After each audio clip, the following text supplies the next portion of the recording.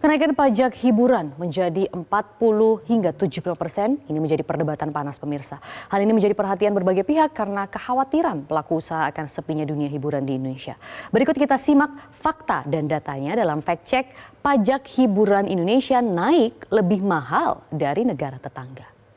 Kita akan lihat pemirsa, pajak hiburan ini memang sebenarnya diatur dalam Undang-Undang Nomor 1 2022 tentang hubungan keuangan antara pemerintah pusat dan pemerintah daerah. Nah, kalau kita lihat ini ada merujuk pada pasal 55, ya, di pasal 55 Undang-Undang Nomor 1 tahun 2022 yang masuk dalam subjek pajak untuk jasa kesenian dan hiburan itu adalah tontonan film, pagelaran kesenian, musik, busana, kontes kecantikan, kontes binaraga, pameran dan lain sebagainya, hingga juga memang ada rekreasi yaitu wahana ekologi, wahana air, panti pijat, pijat refleksi, diskotik, karaoke, klub malam, bar dan juga mandi uap atau spa. Kemudian besarannya itu ditetapkan di pasal 58 tepat di ayat 2. Nah, ini bunyinya mengatakan bahwa khusus tarif PBJT atas jasa hiburan pada diskotik, karaoke, klub malam, bar, dan mandi uap atau spa ditetapkan paling rendah 40% dan paling tinggi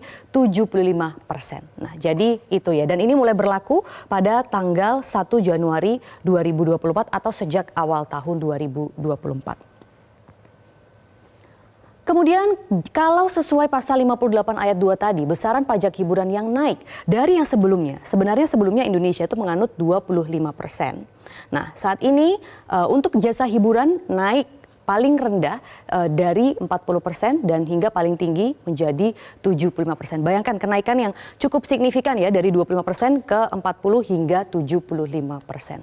Kemudian pajak hiburan yang naik ini apa saja sih sebenarnya? Memang tidak semua pemirsa. Jadi pajak hiburan yang naik meliputi sejumlah bidang saja, seperti misalnya ada diskotik, kemudian karaoke, klub malam, bar, kemudian mandi uap atau spa. Lalu apa sebenarnya menyebabkan pajak hiburan sejumlah barang dan jasa tertentu atau PBJT ini naik? Kita akan lihat sejumlah penyebabnya. Jadi yang pertama dugaannya adalah karena pajak hiburan ini memang menjadi, ini fakta ya pemirsa, menjadi salah satu penopang penerimaan pajak di daerah yang cukup besar di sini. Kemudian beberapa tahun belakangan ini memang setelah pandemi, pajak daerah tumbuh didorong oleh peningkatan realisasi pajak dari sektor ekonomi yang bersifat konsumtif seperti pajak hotel dan hiburan yang tadi memang menyangkut ada diskotik, klub malam, kemudian mandi uap atau spa. Sehingga ini membuat pemerintah melihat ada peluang penerimaan pajak yang lebih tinggi dan menaikkan pajak hiburan ini. Kemudian, di tengah jeritan pengusaha industri hiburan, Menteri Pariwisata dan Ekonomi Kreatif Sandiaga Uno mengatakan pelaku usaha tidak perlu khawatir karena masih proses judicial review. Pemerintah memastikan semua kebijakannya itu untuk memberdayakan dan memberikan kesejahteraan, bukan untuk mematikan usaha. Itu kalau kata Menparekraf Sandiaga Salahuddin Uno. Namun tentunya sulit ya bagi kita untuk tidak khawatir, mengingat perbandingan pajak hiburan Indonesia dengan sejumlah negara tetangga dan juga negara lain terlampau jauh kenaikannya. Misalnya kalau kita lihat di Indonesia itu kan sudah naik dari 25% itu naik ke 40 hingga 75%. Sementara di Singapura itu hanya 15%. Bagaimana di Malaysia? Di Malaysia ini malah sebelumnya seperti Indonesia 25%. Tapi diturunkan saat ini menjadi 10%. Kemudian Thailand, Amerika Serikat terlebih dahulu ya. Amerika Serikat ini hanya sebesar 9%. Thailand pun pemirsa tadinya dari 10% itu baru saja diturunkan menjadi 5%. Jadi negara-negara lain atau negara-negara tetangga ini cenderung menurunkan. Kok malah Indonesia ini menaikkan begitu ya. Nah, kemudian akhirnya sejumlah asosiasi pengusaha pun angkat bicara.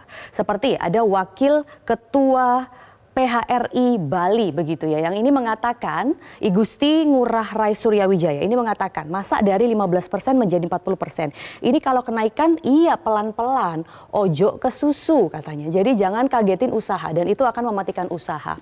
Itu ekstrimnya katanya. Jadi hati-hati, kita kan lagi baru recovery, namanya baru sembuh dari pandemi COVID-19. Itu kalau kata wakil ketua PHRI Bali. Nah, kemudian juga yang sama halnya diamini juga pemirsa Ketua Umum Asosiasi Pengusaha Hiburan Jakarta atau ASPIJA, Hana Suryani, yang mengatakan di sini aturan baru pajak hiburan tidak mengakomodasi kepentingan pengusaha. Kondisi bisnis yang baru saja bangkit dari keterpurukan akibat pandemi sangat sulit untuk menyesuaikan diri dari keputusan ini. Nah, itu kalau dari kata ASPIJA.